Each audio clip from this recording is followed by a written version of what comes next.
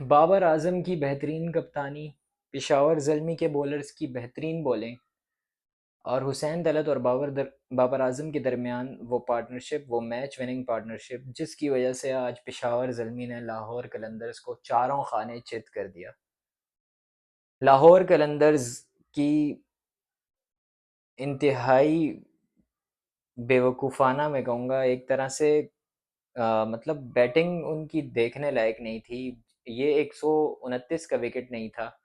ये तकरीबन यहाँ पर 170-80 रन आराम से बन सकते थे, लेकिन वो बैटिंग लाइनअप जिस तरह की पैथेटिक खिलाई गई, आसिफ अली को एज अ ओपनर भेजना, शाहीन शाह अफरीदी का रिशाद हुसैन और सिकंदर रज़ा से पहले बैटिंग पर आना, तो ये वो फैसले हैं जिसकी वजह से एक टीम जो है मैच हारती है।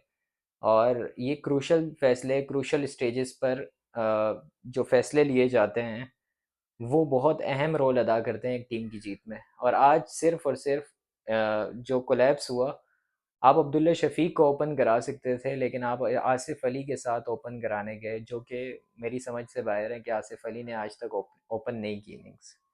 आप इखलाक जैसे जो डोमेस्टिक में इतने रन्स करके आए हैं, आप उसे चांस दे सकते थे। अगर आपने लोअर ऑर्डर, मिडल ऑर्डर को और हार्ड हिटर रखना ही था, तो आसिफ अली को एज अ हार्ड हिटर रख सकते थे, लेकिन आपने उनको ओपन करा दी। और उसके बाद जो कोलैप्स हुआ, 34 फॉर 5 और 61 पर 7 विकेट्स गंवा दी गई।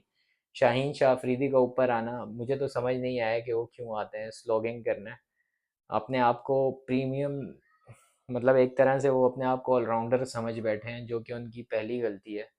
अगर इतने ही वो तवज्जो अपनी बॉलिंग पर दे दें तो क्या ही बात है, और वो काफ़ी अच्छा कर सकते हैं अगर सिर्फ अपनी बॉलिंग पर तवज्जो दें। लेकिन जब से वो बैटिंग की तरफ उनकी तवज्जो गई है, शादाब खान और शाहीन शाह अफरीदी दोनों ऐसी घटिया कारकर्दगी दिखा रहे हैं। मतलब इंटरनेशनल क्रिकेट में आप इनकी कारकर्दगी उठाकर देख लें, सिर्फ बैटिंग, अपनी बॉलिंग पर तवज्जो ना देना और बैटिंग की तरफ अपनी तवज्जो मरकूज़ कर देने की वजह से ये आज जो हैं, वो इनका इंटरनेशनल में ये हाल है।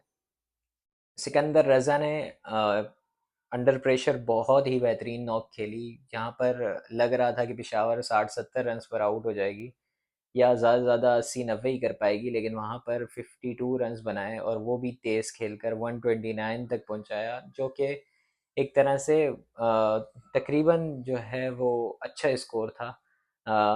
ये कोलैप्स देखते हुए 129 तक पहुँचना भी बहुत बड़ी बात थी लाहौर कलंदर्स के लिए।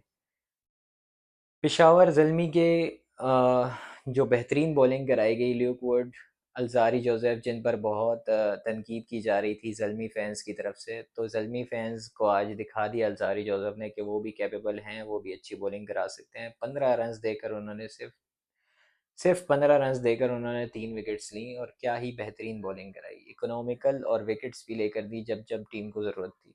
ल्यूक वुड बेहतरीन बॉलिंग करा रहे हैं, और मैंने ये सुना है कि ल्यूक वुड नाहीद राना के आने से बाहर हो जाएंगे। मतलब नाहीद राना की कमी को पूरा करने के लिए सिर्फ जो है इन्हें नाहीद राना जब आएंगे तो ल्यूक वुड जो हैं वो बाहर हो जाएंगे।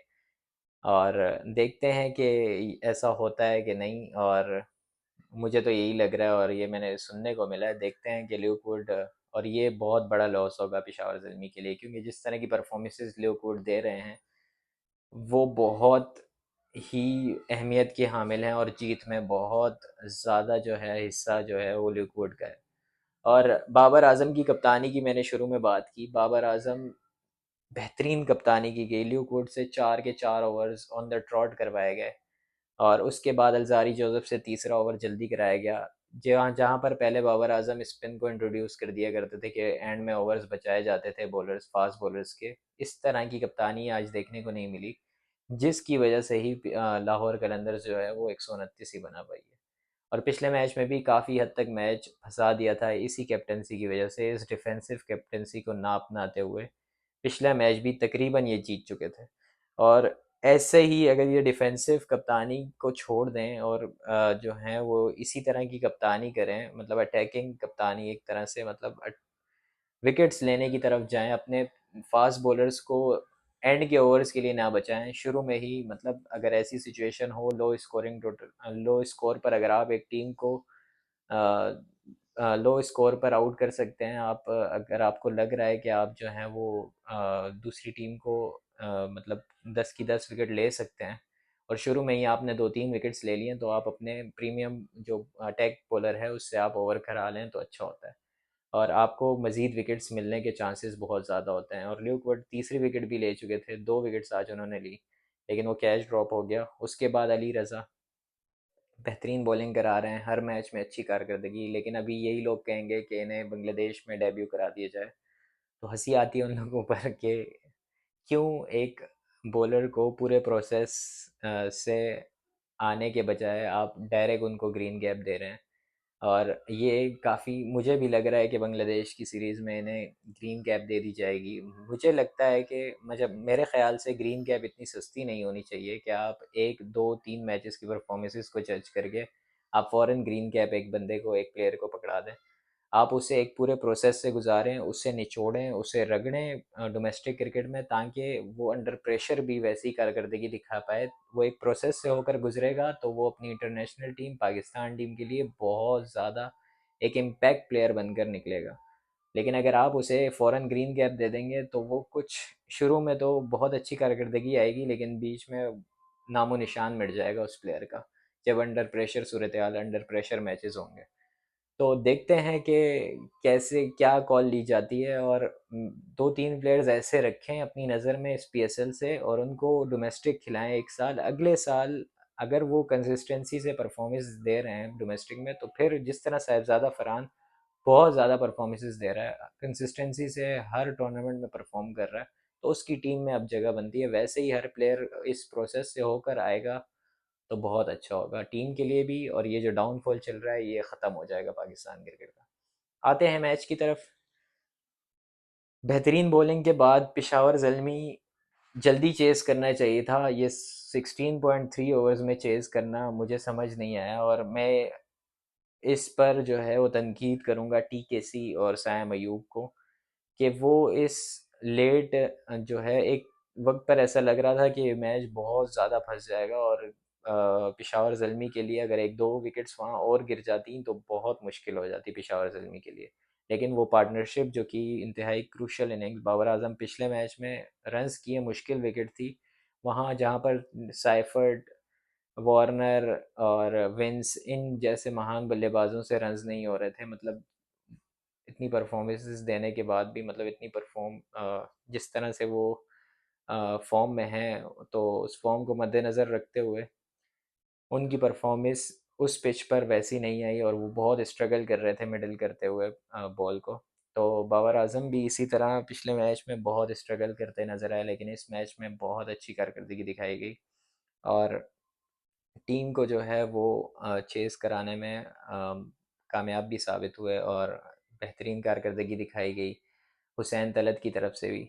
और पेशावर ज़िल्मी इस मैच में जब शुरू में लग रहा था कि आउट हो गई, मतलब मैच बहुत ज़्यादा हद तक, अगर एक विकेट बाबर आजम या हुसैन तलत की चली जाती तो मैच बहुत हद तक जो है वो लाहौर कलंदर्स के ज़ुमरे में आ जाता, लेकिन वहाँ पर एक अच्छी पार्टनरशिप लगाई गई। और साइम अयूब की मैं बात करूँगा, वो आउट ऑफ फॉर्म है, वो एक मैच में 50 उन्होंने लगाई, वो कैपेबल हैं अच्छी इनिंग्स खेलने के। टीकेसी एक मैच अच्छा खेलते हैं, फिर 20-30 इनिंग्स उनकी ऐसी ही जा रही होती हैं।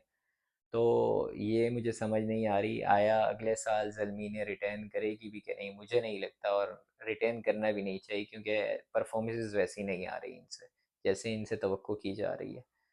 तो देखते हैं आगे पेशावर ज़ल्मी कैसी परफॉर्मेंसेस देते हैं, और नाहीद राना के आने से इनके बॉलिंग लाइनअप और मजबूत हो जाएगा, क्योंकि 2 क्विक फास्ट बॉलर्स आपके पास हो जाएंगे। एक 150 तक की स्पीड फेंकने वाला जो है ना बॉलर होगा आपके पास नाहिद राना, दूसरी तरफ एक यंग टैलेंट अली रज़ा, जो कि इंतहाई अच्छी बॉलिंग करा रहे हैं। तो देखते हैं ये मैचअप ये कैसा होगा, ये बॉलिंग लाइनअप कैसे परफॉर्मेंसेस देगी।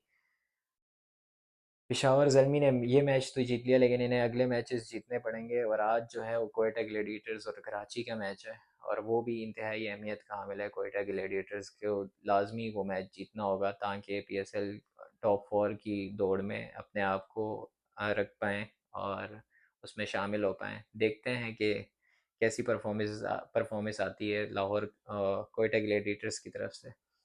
और मिलते हैं कल के मैच के बाद, तब तक के लिए दीजिए इजाज़त।